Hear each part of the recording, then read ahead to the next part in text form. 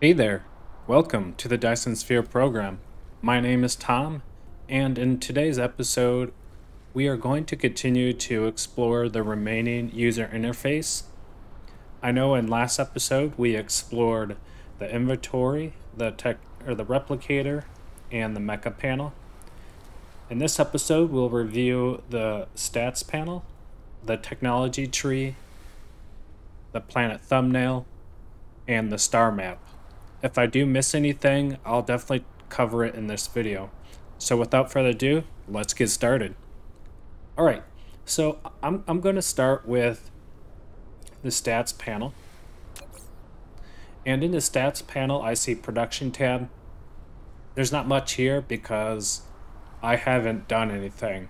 So when I do start creating a factory, I'm going to assume it's going to populate this.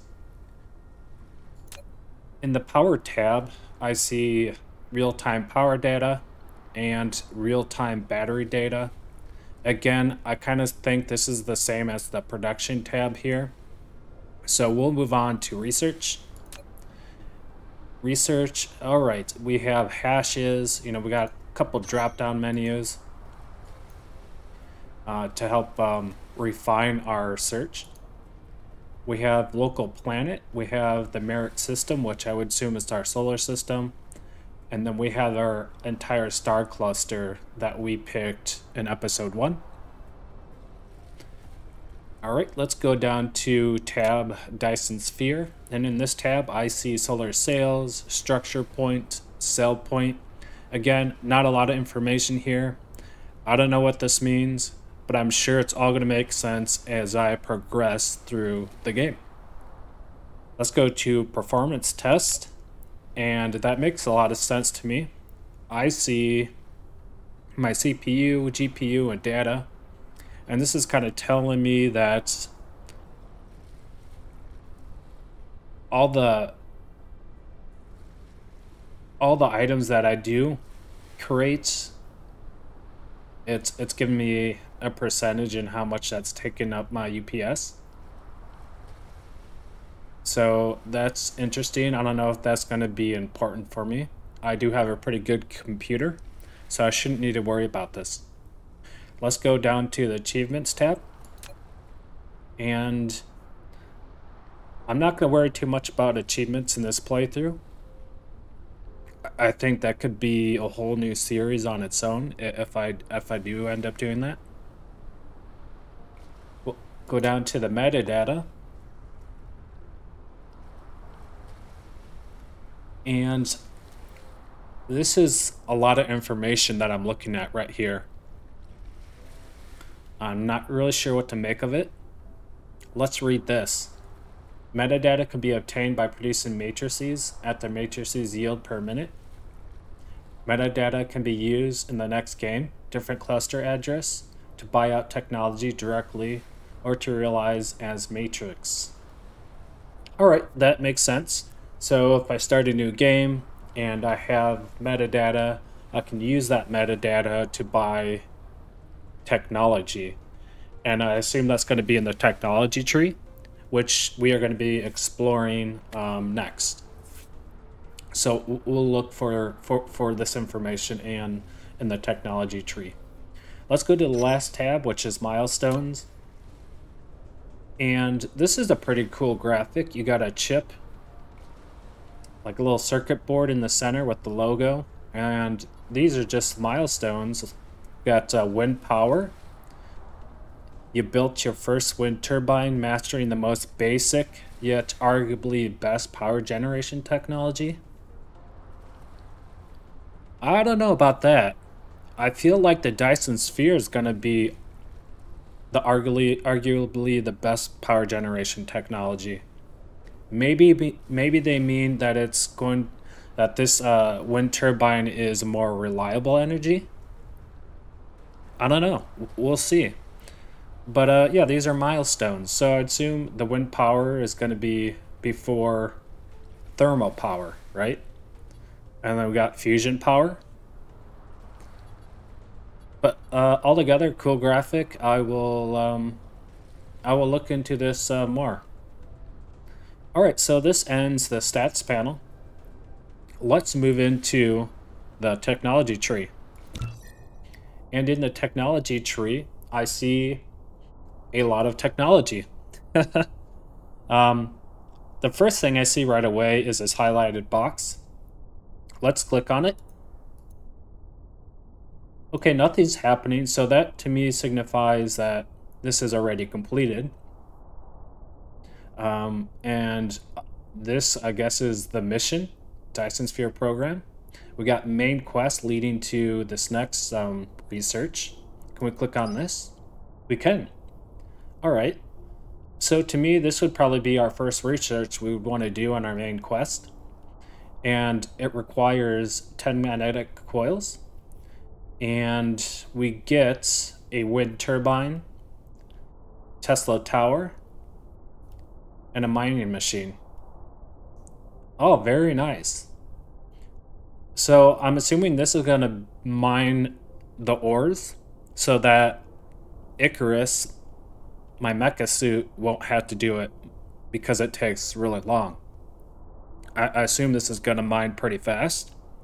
It says the gathering speed is 30 minutes per vein. Okay, cool. And then we got a Tesla tower. Okay, it has a connection length of 22. And the supply area, do they mean like the coverage area? That's 10. All right, and I can hand make this. And also, it's made in the assembler. Very cool. And then the wind turbine is the most arguably best power generation facility in the game. All right, cool. I'm not going to activate this because I kind of want to explore this page a bit more. So let's follow the main quest and see where it leads me. So it leads me to mission completed. Now, before I click on this, my assumption going into this game is that mission completed was or is the completion of a Dyson Sphere. So let's see if I'm right or wrong.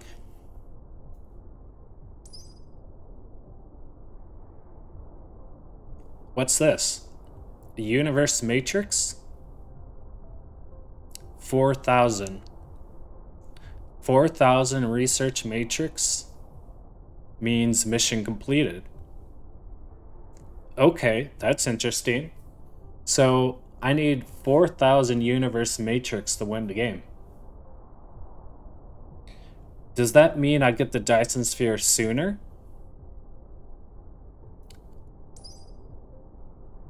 I don't know. I'm definitely getting ahead of myself. So let's go back here. And let's click on the upgrades. And in the upgrades, I see, again, a lot of research. I see a panel to my right with a lot of information. And I see metadata. And this metadata we went over in the stats panel. So I was correct that the metadata did show up in the research tree here.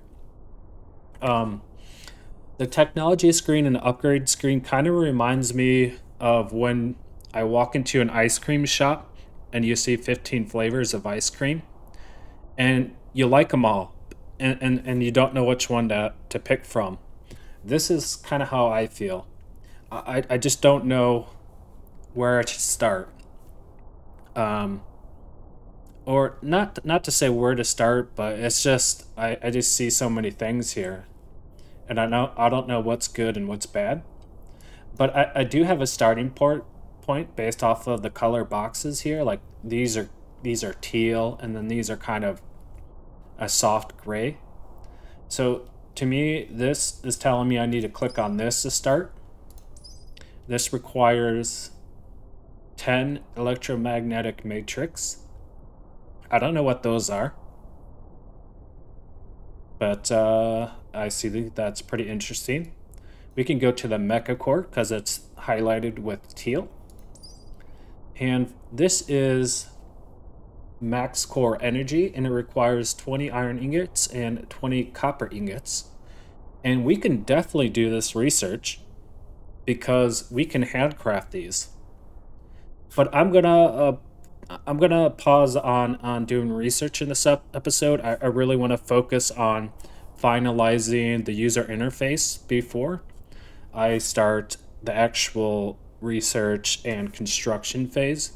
We'll put that in episode 3. Finally, let's look at this panel to the right here. So the top section here, I see universe exploration, level, and then it's none. And I see it's right here, so if I click this and research it, that would probably update itself to level 1 potentially. And then I also see mecha core level, and this is mecha core, but it's max core energy. Is there max core energy? There is, right here.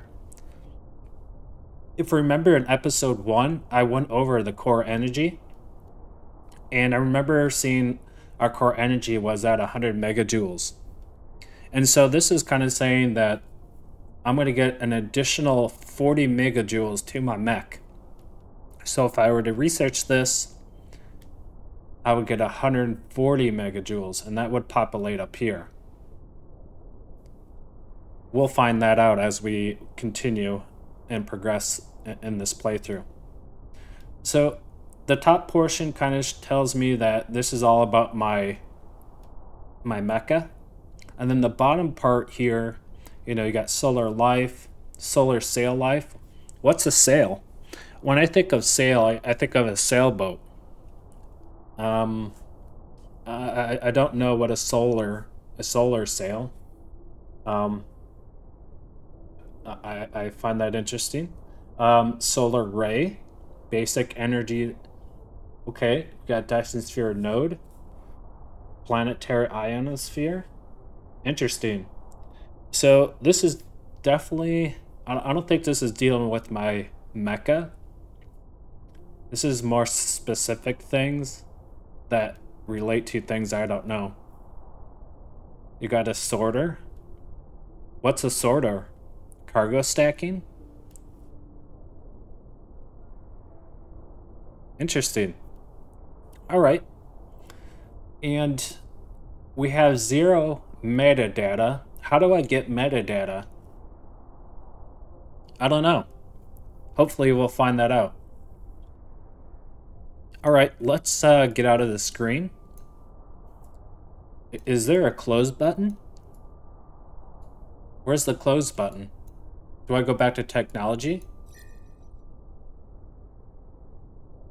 I don't see a close button. Do I press escape? Let's try it. Okay, great. So that concludes the right side user interface here. We explored the bottom part in the middle. Now let's explore the final phase here. And this is the planet thumbnail. And we also got the star map and switch coordinates. And then we're in the winter zone. And we're going to be in there for 50 seconds. I don't know. I don't know what that means. It's just interesting. The planet thumbnail. Click the thumbnail to view the planet. Okay, let's do that. Oh, that's pretty cool. In the planet view mode, you can hold down the middle mouse button drag, rotate the angle of view, and hold down the right mouse button, drag to roll the angle of view.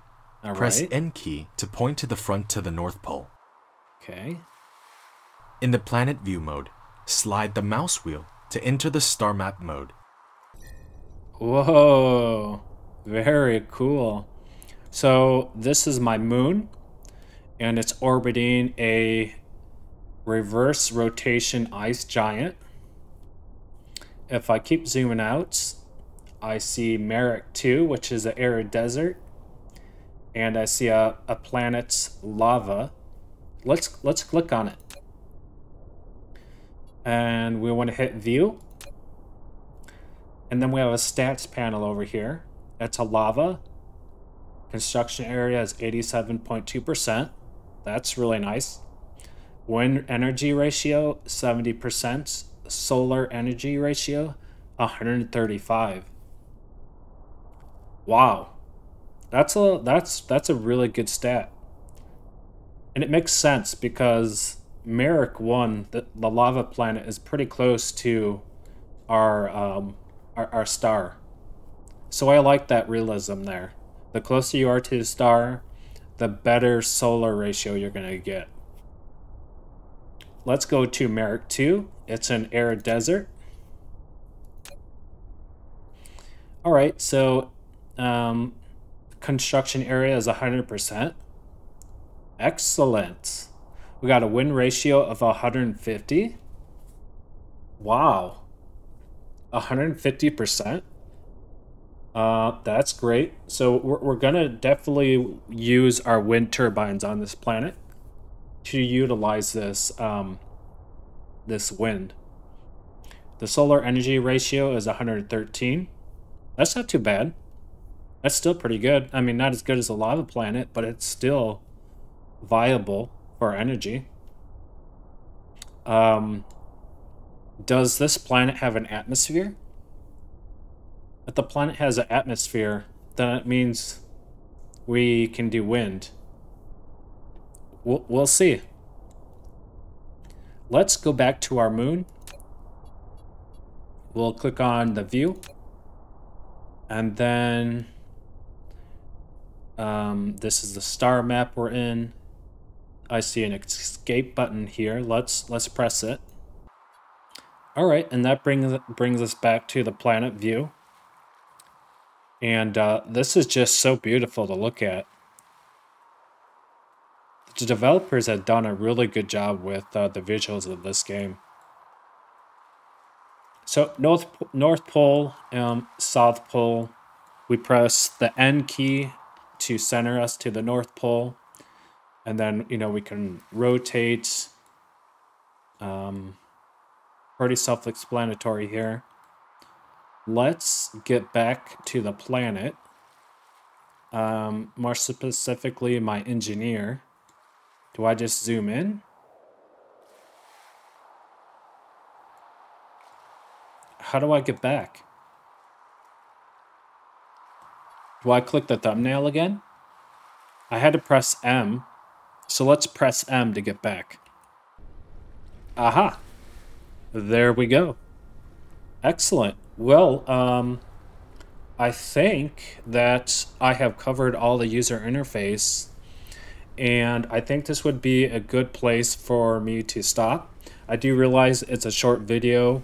I haven't started with my factory building, whatever that means, but I promise you in episode 3, we will begin with the construction of my factory.